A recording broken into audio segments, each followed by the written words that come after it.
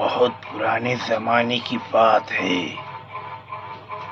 बहुत दूर जंगल में एक झोपड़ा हुआ करता था। इस झोपड़े में एक चुड़ैल रहा करती थी, जिस चुड़ैल के यहाँ पे बहुत सारे जेवरात हुआ करते थे। इस जंगल में इस बुढ़िया ने अपने घर के अंदर बहुत सारे जेवरात रखा करती थी, जो कि देखिए आप, इसने अपने घर में जेवरात रखे हैं बहुत सारे। इसका घर पूरा सोना चांदी से भरा हुआ है। और एक दिन इसका बंगला इतना खतरनाक हुआ करता था कि लोग इस जंगल में इस बंगले की इस झोपड़ी की तरफ आया नहीं करते थे। एक दिन एक हाथी चलता हुआ आया और वो वहीं खड़ा हो गया। ये हाथी था जो कि अपने, और इसने इस लकड़ी को, चुड़ैल की रखी हुई लकड़ी को खाना चाहा और रखे हुए चारे को खाना चाहा। ये हाथी काफी ताकतवर था, चुड़ैल को पता नहीं था। और इसी के थोड़ी सी दूर पर जंगल में एक दिन सुधीर नाम के एक लड़के ने एक बंगला लिया, और बंगला था थोड़ी दूर पर। सुधीर ने बंगला लिया और बंगला लेकर इस बंगले को खरीद लिया, लेकिन सुधीर को ये नहीं मालूम था कि इस बंगले की थोड़ी दूर पर एक झोपड़ा है जहां पर चुड़ैल रहा करती है। सुधीर के दोस्त जॉन और एडवर्ड, वो दोनों दोस्त भी उसके साथ में उस बंगले पर घूमने आया करते थे। सुधीर कभी कभी आया करता था। एक दिन रात को सुधीर अचानक जागा और बंगला देखिए सुधीर का, जो कि उसने अभी अभी खरीदा था। इसमें गार्डन भी था और इस गार्डन में बैठने की जगह भी थी, बॉल भी रखा हुआ था और पूरा बंगला लाइटिंग से किया हुआ था। अच्छा सजा सजाया बंगला उसने काफी महंगा लिया था। वो सैटरडे और संडे आया करता था। इस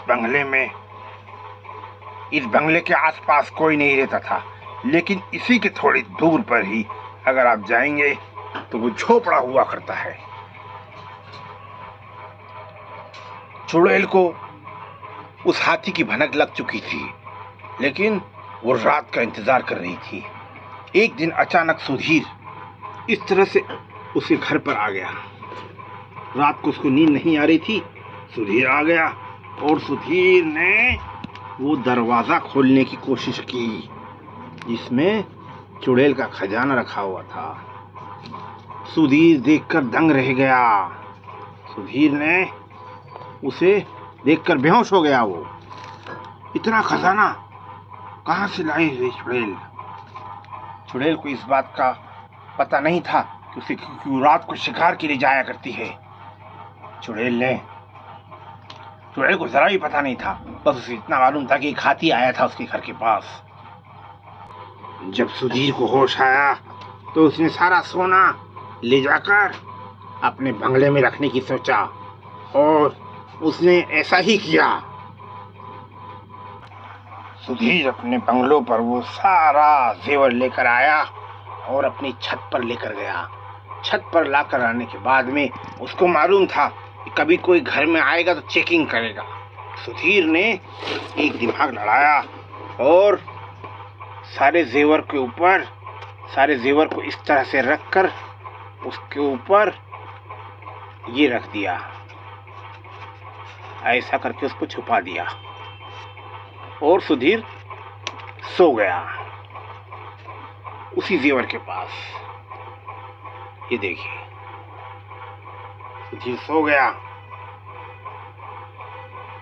लेकिन चुड़ैल को अभी तक ये पता नहीं था कि उसके बाजू के बंगले में कोई रहने आया है और उसका जेवर खाली हो चुका है, उसका खजाना खत्म हो चुका है।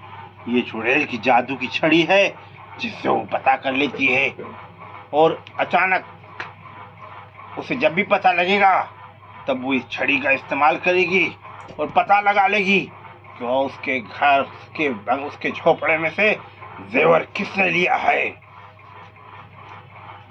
फिर देखो काफी देर हो गई, अभी तक चुड़ैल आई नहीं और सुधीर यहाँ पर सोया हुआ पड़ा हुआ था और उसने अपने जेवरात को लेकिन बराबर ढका नहीं था।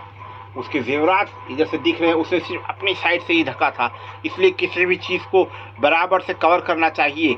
और सुधीर के बंगले के पीछे दीवार में एक जगह थी और उसका बंगले में बाउंड्री तो बना था, लेकिन उसने सिर्फ यहाँ पर पीछे की साइड बाउंड्री बनाया था, लेकिन इधर सिर्फ उसने ये सब लगाया था।